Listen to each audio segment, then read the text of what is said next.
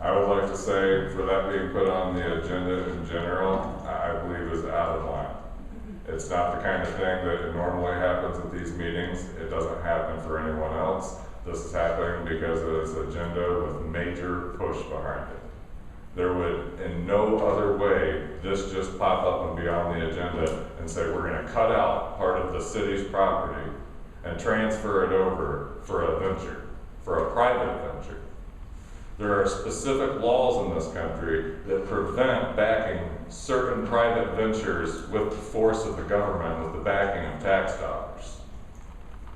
And I do believe I'm entirely in order to be speaking about this being put on the agenda so cavalierly as it is. This is cronyism. And don't expect to have an easy road of it as long as any of us Americans are still around. It's cronyism. You didn't go checking with the people to find out what the people want and then try to represent the people. You went finding out what the powers that be want and then try to enforce that will upon the people through subjugation, through means just like you were trying to use technicalities and formality to stifle the public from being voiced. It's not appreciated. It's not going to continue.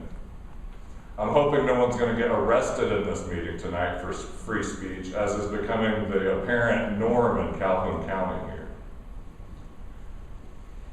What are you people doing here? Are you representing? Is this America? Is this what you want to show your children, your grandchildren? That the common people will take it, whether they like it or not? If the current governor is tight with the current White House, we might just get some crazy radical program rammed down our throats. Be sensible, be reasonable. We all know what the objections are about here.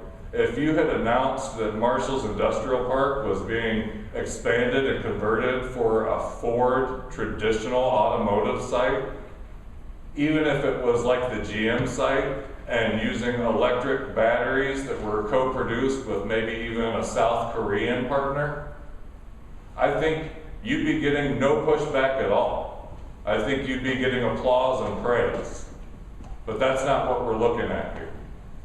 We're looking at the first in the entire nation of a Red Chinese Communist collaboration, helping them seal the monopoly on the electric vehicle market in America.